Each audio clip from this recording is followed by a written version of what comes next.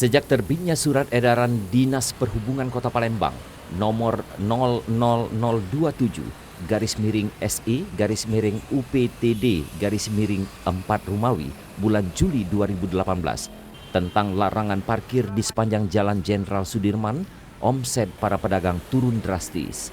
Surat edaran larangan parkir di sepanjang Jalan Jenderal Sudirman menurut Ketua P3RPU Syahrial hanya untuk menyambut serta pelaksanaan Asian Games.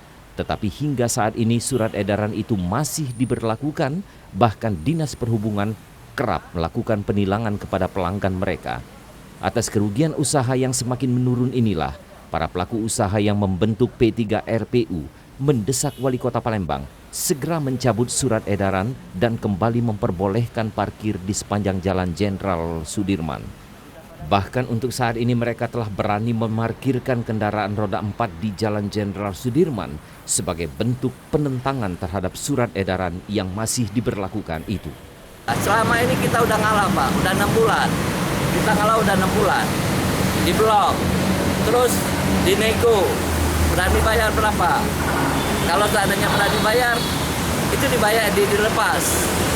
Kalau seandainya nggak berani bayar, itu disuruh push up. Ada mahasiswa kemarin, Pak, mau ngelamar ke tempat saya sini, itu disuruh push up.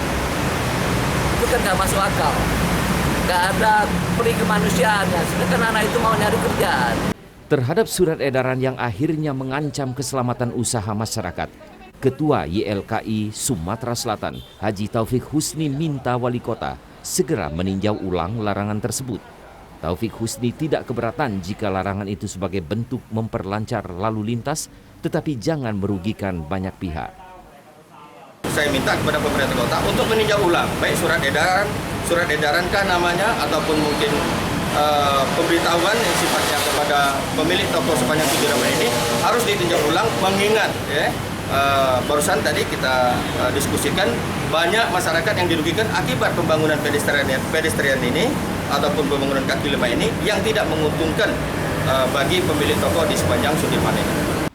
Saat ini P3RPU tengah menunggu surat balasan dari Wali Kota yang sudah mereka layangkan. Husin Ali TVRI Sumsel melaporkan dari Palembang.